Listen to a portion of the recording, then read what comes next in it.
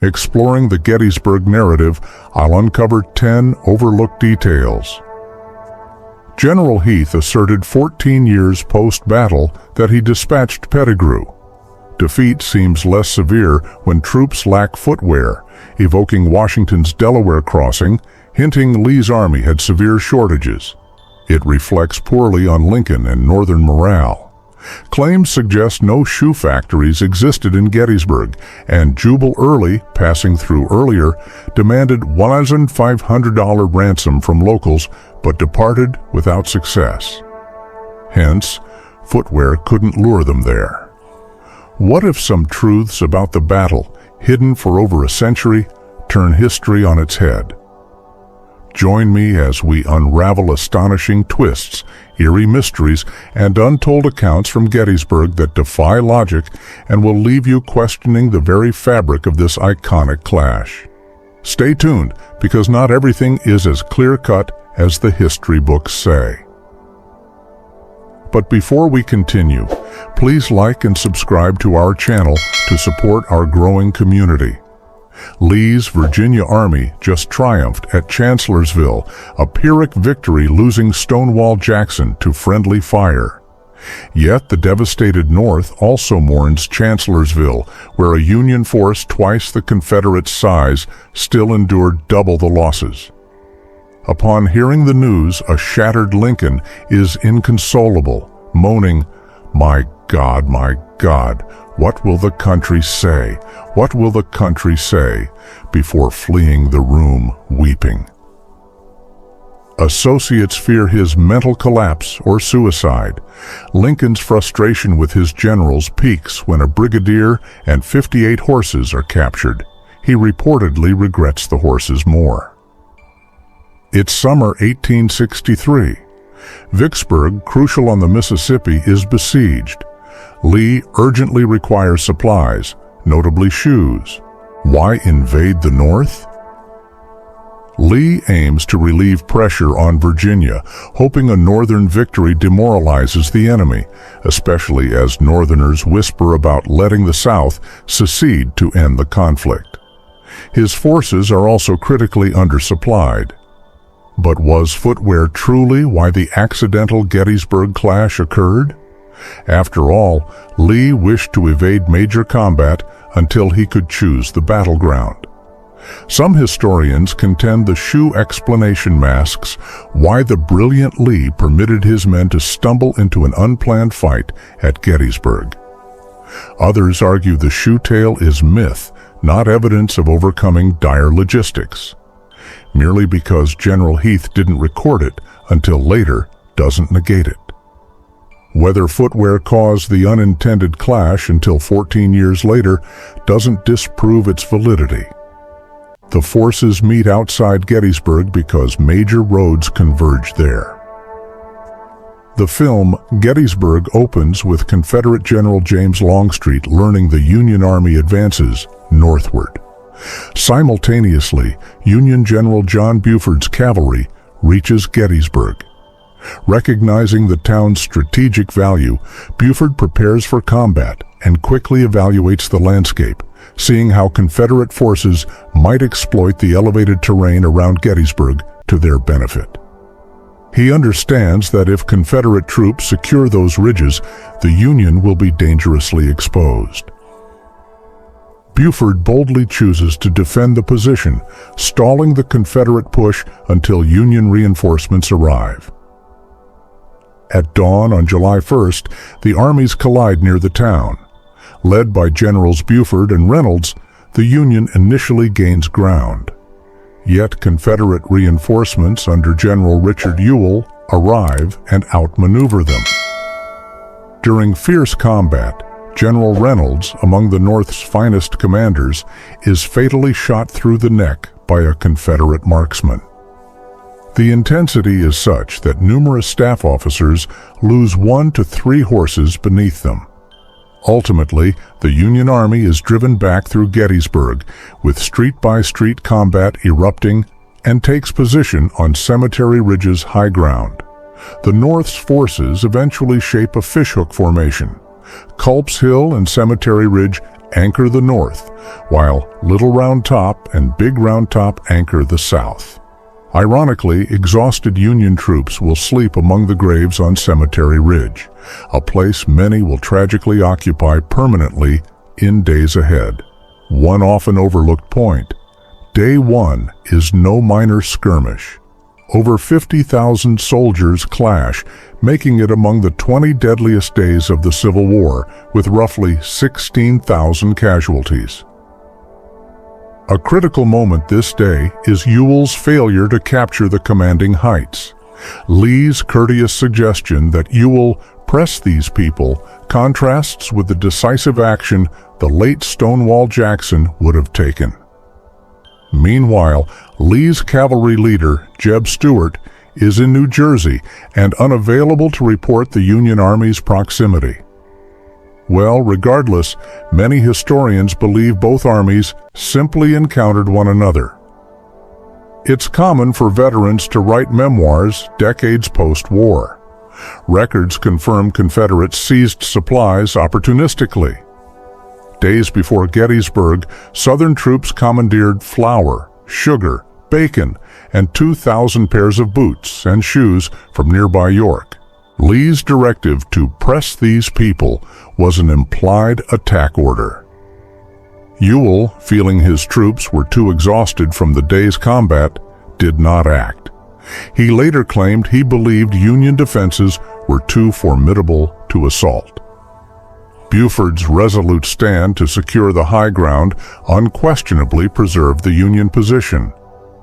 On the Union side, General George Meade's forces now occupied a formidable defensive line along Cemetery Ridge, extending from Culp's Hill to Little Round Top. Confident after driving Union forces back on Day 1, General Lee planned an aggressive offensive. He ordered a two-pronged assault on both ends of the Union fishhook at 7 a.m. Longstreet would strike the right flank, while Ewell's corps on the left would demonstrate to prevent enemy reinforcements. Lee phrased it as "advance at your leisure." Southern gentlemen avoided direct commands. To the more aggressive Stonewall Jackson, who famously raised his arms, echoing Joshua, this clearly meant attack immediately. But Jackson was dead. Longstreet argued throughout the day against attacking, insisting the enemy position was too strong, and waited. Ewell similarly delayed, expecting Longstreet. Lee grew impatient. "This is nearly perfect. We have them where we want. Move south and east down the road, position between them and Lincoln, seize good high ground. Then they'll have to engage us." Longstreet countered, "If Meade remains tomorrow, I cannot move this army." Lee retorted, "No, sir. I will attack him. I'll whip them, or they'll whip me." Union soldier James Winchell exemplified courage that day. Severely wounded in the arm, he required amputation. Unlike the South, the North typically used chloroform, but none remained for Winchell. Told the doctor to proceed without pinning his legs, Winchell endured heroically without pain relief. The surgeon, amazed by his fortitude, remarked, "That was one hell of a piece of soldiering. He's pretty spunky." Day 2, July 2nd, commenced with Longstreet still urging Lee against assaulting. We can only speculate what Lee thought seeing Union forces entrenched on commanding terrain. Had Jackson lived, might he have seized those heights, turned the battle, and won the war? What we know, Buford's decisive action saved the Union. As one officer told him, "We know what you did this morning." For some, the fight continued. Despite the dawn calm, Union command swiftly discerns Lee's plan. One critical moment unfolds as Colonel Joshua Chamberlain and the 20th Maine are directed to secure the far left flank on Little Round Top. Ordered to place your flags here, set your regiment left of this line, they anchor the position. Former college professor Chamberlain commands troops, many being mutinous soldiers assigned to him because they hailed from Maine, who repel repeated assaults. Meanwhile, General Daniel Sickles, infamous for killing his wife's lover pre-war and escaping via a novel insanity plea, dangerously exceeds orders. Instead of guarding the left flank per Meade's directive, he overextends his Third Corps into the Peach Orchard. Confederate forces exploit this error, attacking Sickles' position. Though his men fight valiantly, Sickles loses a leg, later proudly donated to Washington's Medical Museum. At noon, Longstreet assaults through a peach orchard, a wheat field, and Devil's Den, a rocky area below Little Round Top. The Minnesotans bravely hold against the Third Corps in the orchard, but Confederates nearly breach the line. Chamberlain, nearly out of ammunition, orders a bayonet charge against overwhelming odds. His men even hurl rocks at the advancing rebels. Miraculously, it succeeds. The Confederates likely retreated because they believed Chamberlain wouldn't countercharge without reinforcements, mistaking it for a larger Union advance. This saves Little Round Top and the flank, a feat made more astonishing given Chamberlain's mutineers. As one soldier declared, "All but a few will fight bravely at Gettysburg. No man shall call me coward." The film intensely portrays this charge, capturing ordinary men's courage against impossible odds. But why did 80 men rout thousands? The likeliest explanation: rebels assumed the charge signaled massive reinforcements. Chamberlain's daring action, often overshadowed by Pickett's charge, prevents disaster. Noteworthy, too, is General William Barksdale's brave Mississippi charge, nearly breaking the Union line, and the Confederates' failure to fully exploit Sickles' blunder. Losing Little Round Top would have let Confederates roll up the entire Union front. Before combat ceased, half of Barksdale's men lay dead or wounded. Barksdale suffered mortal wounds. His last words, "I am killed. Tell my wife and children I died fighting at my post." At the fishhook's other end, Ewell finally attacked late afternoon, but was repulsed at Culp's Hill after brutal hand-to-hand combat. This hill belonged to Johnny Culp's family. Johnny had gone south to join Stonewall Jackson's brigade, now under Ewell.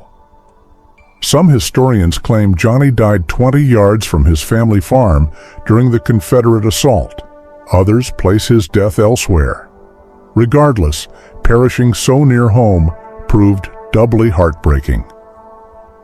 Sunrise on July 3rd revealed both armies entrenched. Lee, since flank attacks failed, ordered Longstreet to assault the Union center. Longstreet, having lost 3 children to fever weeks earlier, his anguish near unbearable, begged Lee to retreat. "No, sir, the enemy is there, and I am going to strike him." Lee refused. Retreat is impossible. Longstreet, though formerly Lee's close friend, would resent this decision throughout and beyond the war.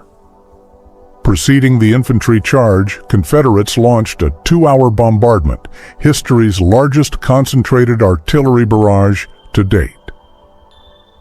Samuel Wilkson, seated beside his dead son, described the horror. Suddenly, the air saturated with the most complete artillery onslaught infantry ever witnessed. Union trenches were targeted to soften defenses. An unknown story. News reached Lincoln that Mary Todd Lincoln, the indomitable Miss Lincoln, who insisted on aiding preparations, suffered serious head trauma after being thrown from her carriage while visiting wounded. Some suspected sabotage via loosened bolts. Separately, George Pickett, whose charge would soon bear his name, was ironically commissioned by Lincoln pre-war and forbade criticism of Lincoln in his presence, considering him a friend.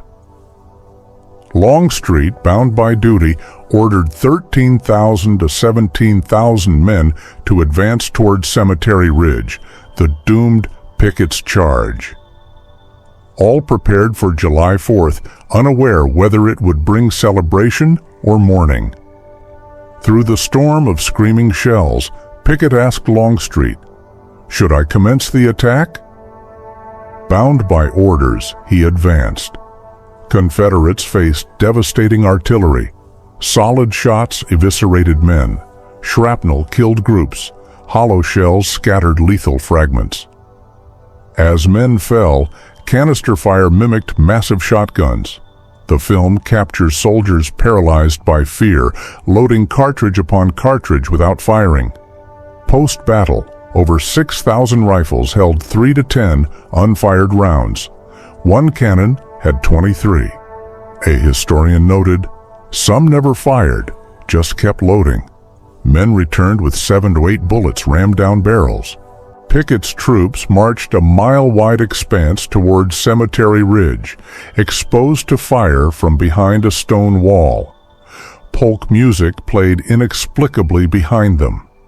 The charge nearly breached Union lines before reinforcements sealed the gap. Among leaders, General Armistead, hat raised on sword, pushed deepest, his thrust considered the Confederacy's zenith. He fell attacking friend General Hancock, epitomizing Civil War fratricide. Dying, Armistead bequeathed Hancock his watch. Lee witnessed the carnage, thousands dead, wounded, or captured. Riding out, he told survivors, "It is all my fault. Hear me, I pray you." Pickett's shattered forces retreated. One Virginian recalled, "The ambulance driver raced past, a horse galloping on 3 legs, its 4th shot off." Lee took full responsibility, absolving his men. "You are from Old Virginia. To your posts. Let none forget today."